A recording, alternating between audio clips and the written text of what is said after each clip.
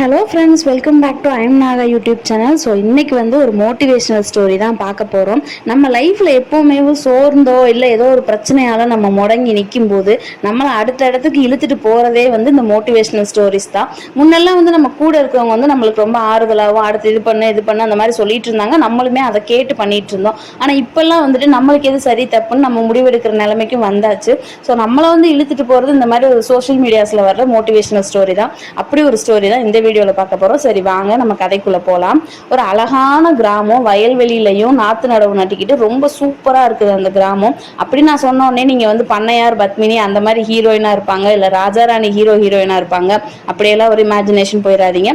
இது ரொம்பவே வந்து பிலோ ஆவரேஜ்ல இருக்க மிடில் கிளாஸ் ஃபேமிலியோட ஒரு கதை தான். ஸோ அந்த ஊர்ல வந்துட்டு கொல்லன்னா வந்துட்டு ஏதோ ஒரு பொருள் செஞ்சு போய் வியாபாரம் பண்றவங்கள தான் வந்து கொல்லன்னு சொல்லுவாங்க. இவர் வந்துட்டு இரும்புனால ஆன பொருட்கள் நம்ம இப்போ வாங்குறோம் இல்லையா, அயன் சட்டி, இதெல்லாமே அதை செஞ்சு விற்கிற கொல்லன் இருக்காரு. அவரோட ஒய்ஃப் வந்துட்டு ரொம்பவே அழகாகவும் இருப்பாங்க.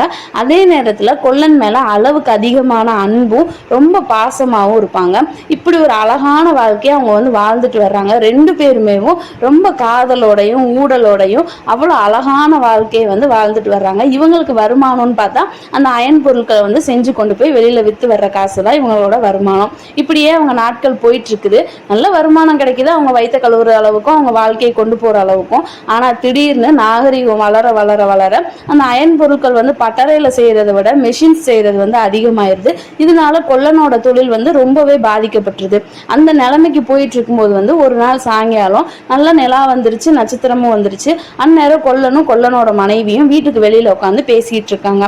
அப்ப கொல்லன் வந்து மனைவியோட மடியில தலை சாய்ந்து வானத்தை பார்த்துக்கிட்டு இருக்கான். அங்க இருக்க நட்சத்திரத்தை பார்த்துட்டு இருக்கான். நம்ம எப்பவுமே வந்துட்டு ரொம்ப சோகமாக இருக்கோம், இல்லை ஏதோ ஒரு கவலையில் இருக்கோம் அப்படின்னா நம்ம மேக்சிமம் விரும்புறது வந்து தனிமை, இல்லைன்னா நம்மளுக்கு ரொம்ப பிடிச்சவங்களோட நம்ம இருக்கணும், அவங்கக்கிட்ட நம்மளோட கவலை கஷ்டம் எல்லாமே ஷேர் பண்ணணும். இதைத்தான் வந்து நம்ம ரொம்பவே ஆசைப்படுவோம்.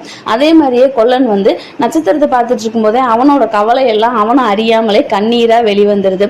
இதை கவனித்த கொல்லனோட மனைவி வந்துட்டு அதை ரொம்பவே தாங்கிக்கிற முடியாமல் எதுக்காக நம்ம கணவர் இப்படி அழுகிறாரு அப்படின்னு யோசிச்சுட்டு அவர்கிட்ட என்ன அப்படின்னு கேட்குறாங்க. கேட்டோடனே இந்த மாதிரி என்னோட பிஸ்னஸ் வந்து ரொம்ப லாஸ் ஆகிட்டே போகுது, இப்படியே போச்சுன்னா நம்மளோட ஃபியூச்சர் வந்து எப்படி இருக்கும்னு எனக்கு தெரியல அப்படிங்கிற மாதிரி ரொம்ப வருத்தத்தோட சொல்றாரு. அப்போ அவங்க மனைவி வந்துட்டு அதை கேட்டு அவங்களும் அழுது இன்னும் கொஞ்சம் டிப்ரெஷன் ஆகாம சடனா அவங்க வந்து ரொம்ப சுதாரிச்சுட்டு, எதுக்காக அழுறீங்க, இந்த தொழில் போனா வேற தொழிலா இல்லை, பக்கத்துல இருக்க காட்டுல விறகு வித்து நீங்க ஊருக்குள்ள கொண்டு போய் வியாபாரம் பண்ணுங்க, அதுல வர்ற பணத்தை வச்சு நம்ம குடும்பத்தை கொண்டு போவோம், ஒரு கஞ்சியோ கூழோ குடிச்சிட்டு நம்ம ரெண்டு பேரும் சந்தோஷமா வாழ்றதுதான் ஒரு வாழ்க்கை அப்படிங்கிற மாதிரி அவங்களுக்கு அட்வைஸ் பண்ணவும் கொல்லனும் வந்து அந்த அட்வைஸை ஏத்துக்கிட்டு காட்டுக்குள்ள போய் மரம் வெட்டி ஊர்ல கொண்டு போய் அதை வியாபாரம் பண்றாரு. இந்த ஃபர்ஸ்ட் அவங்க கொடுத்த ஐடியா வந்து நல்லாவே சக்சஸ் ஆகுது. ஆனாலுமே அவங்க வந்துட்டு நெல்லுச்சோறு சாப்பிட முடியல, கஞ்சி இந்த மாதிரி துவர பரண்டல் இந்த மாதிரிலாம் சாப்பிட முடியுதுன்னு ரொம்பவே ஃபீல் பண்ணிட்டு இருக்காரு. இப்படியே போய்கிட்டு இருக்க நேரத்துல வந்து அவங்க கவலையா இருக்கிறத மறுபடியும் மனைவி நோட்டீஸ் பண்றாங்க. நோட்டீஸ் பண்ணிட்டு கொல்லன்ட்ட மறுபடியும் கேட்கறாங்க, என்னங்க என்னாச்சு, எதனால நீங்க இவ்வளவு கவலையா இருக்கீங்க அப்படின்னு கேட்டோன்னேமும் அதுக்கு கொல்லன் சொல்றாரு, என்னால முன்ன அளவுக்கு அவ்வளோ ஒரு பெருமையான இடத்துல ரொம்ப அழகான இடத்துல உன்னை வச்சு பார்க்க முடியல, என்னோட கஷ்டம் வந்து உன்னையும் சேர்த்து பாதிக்குது, ஒரு சாப்பாடு கூட நல்ல சாப்பாடா என்னால உனக்கு கொடுக்க முடியல அப்படின்ற மாதிரி மறுபடியும் கவலையோட மனைவி கிட்ட போறாரு. அப்பவும் கொல்லனோட மனைவி கொஞ்சம் கூட அந்த கவலையை உள்ளுக்குள்ள ஏத்துக்கிறாம அதை அவங்களுக்குள்ளேயே ஜீர்ணிச்சுட்டு கொல்லனை பார்த்து, இது ஒரு விஷயம்னா நீங்க இவ்வளோ கவலைப்படுறீங்க, அதனால என்ன, என்னோட நகை நட்டு நான் கொஞ்சம் சேமிப்பு எடுத்து வச்சிருக்கேன், இதெல்லாம் முதலீடா போட்டு நம்ம ஒரு விறகு கடை ஆரம்பிச்சிருவோம், அங்க நீங்க ஒரு முதலாளியா உட்காந்து நீங்க வியாபாரம் பாருங்க, நம்ம கடன் வச்சிட்டோம்னா ஜனங்க எப்ப வேணா வருவாங்க, எப்ப வேணா வாங்கிட்டு போவாங்க, அதனால நீங்க அலைச்சலும் மிச்சம்தான், நீங்க இன்னும் கொஞ்சம் ஓய்வு எடுத்துக்கலாம், இன்னும் கொஞ்சம் நிம்மதியா இருக்கலாம் அப்படின்னு ஒரு அறிவுரை கொடுக்குறாங்க. அதனால கொல்லனுமேவா அவங்க நகை சேமிப்பெல்லாம் எடுத்துட்டு போய் முதலீடா போட்டு விறகு கடையும் திறந்தாச்சு. விறகு கடை அவ்வளோ அமோகமா வியாபாரம் ஆகுது. அப்புறம் என்ன, நெல்லுச்சோறுக்கே வருத்தப்பட்டுட்டு இருந்தவங்க இன்னைக்கு டெய்லி கறிசோறு சாப்பிட்றாங்க. மனைவிக்கு ரொம்ப பிடிச்ச சேலை நகை நட்டு பூவு எல்லாம் வாங்கி கொடுத்து அவங்க லைஃப் ரொம்பவே ஹாப்பியா போயிட்டு இருக்குது. அந்த பழைய இருந்த காதல் ஊடல் கூடல் இது எல்லாமே ரொம்பவே அதிகமாயிருச்சு. அவங்களும் அந்யோன்யமா இருக்காங்க. ஆனாலும் விதி யாரை விட்டுச்சு கொல்லனை விடுறதுக்கு?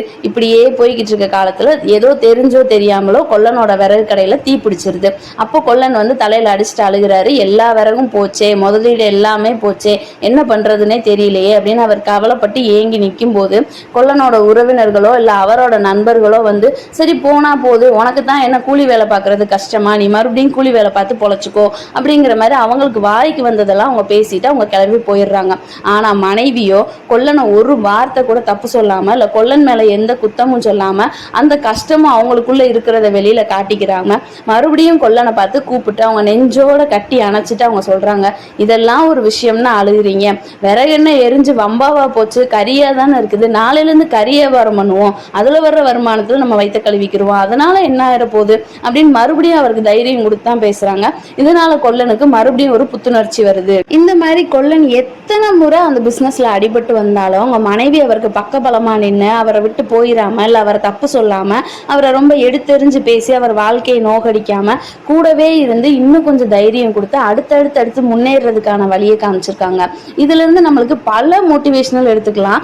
அதுல முக்கியமா கவிஞர் வாலி சொன்னது என்னன்னா, ஊக்குவிக்கிறதுக்கு ஆள் இருந்தா ஊக்குவிக்கிறவங்க கூட தேக்கு வைப்பான். அதாவது நம்ம எந்த விதத்துல ஒருத்தரை வந்து மோட்டிவேட் பண்றோமோ அது வந்து அவங்களுக்கு லைஃப்ல ரொம்பவே சக்சஸ்ஃபுல்லா யூஸ் ஆகும். ஒரு சின்ன பிசினஸ் பண்ணிட்டு இருக்கவங்க கூட நீ பெருசா வந்துருவ, நீ லட்சாதிபதி ஆயிருவ, நீ இன்னும் கொஞ்சம் ஹார்ட் ஒர்க் போடு, அந்த மாதிரி நம்ம சொல்லும் போது அவங்க ரொம்ப சக்சஸ்ஃபுல்லா ஆவாங்க.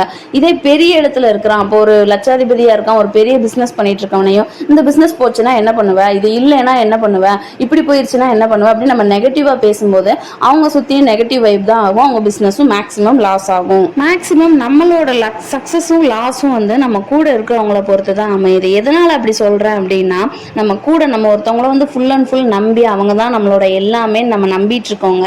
நம்மளுக்கு என்ன மாதிரி விஷயத்த நம்மளுக்குள்ள புகுத்துறாங்களோ, அதாவது பாசிட்டிவான வைப்ஸ் நம்மளுக்குள்ள வைக்கிறாங்க அப்படின்னா, நீ வந்து சக்சஸ் ஆயிடுவ, நீ தான் உலகத்துல பெஸ்ட், அந்த மாதிரி நம்மளை பாசிட்டிவா மோட்டிவேட் பண்றாங்கன்னா நம்மளும் கண்டிப்பா சக்சஸ் ஆகும். இல்லை அப்படின்னா நம்மளோட டெஸ்டினேஷன் வந்து அவங்களோட வார்த்தையை பொறுத்து தான் இருக்கு. ஸோ மேக்சிமம் வந்து நம்ம நம்பிக்கை வைக்கிறது, அவங்க நம்மளுக்கு நல்லது பண்ணுவாங்கன்னு நினைக்கிறவங்க மேல நம்ம நம்பிக்கை வைக்கிறது ரொம்பவே பெஸ்ட். இந்த கதையை பத்தின உங்களோட கருத்தை மறக்காம கமெண்ட் பாக்ஸ்ல சொல்லிட்டு, வீடியோ பிடிச்சிருந்தா கண்டிப்பா ஒரு லைக் கொடுங்க. உங்களோட கருத்து என்னன்றதையும் கமெண்ட் பாக்ஸ்ல சொல்லுங்க. வீடியோ பிடிச்சிருந்துச்சுன்னா லைக் பண்ணிட்டு சேனலை சப்ஸ்கிரைப் பண்ணிக்கோங்க. நெக்ஸ்ட் ஒரு பியூட்டிஃபுல்லான ஸ்டோரியோட மீட் பண்ணலாம். தேங்க்யூ, பாய்.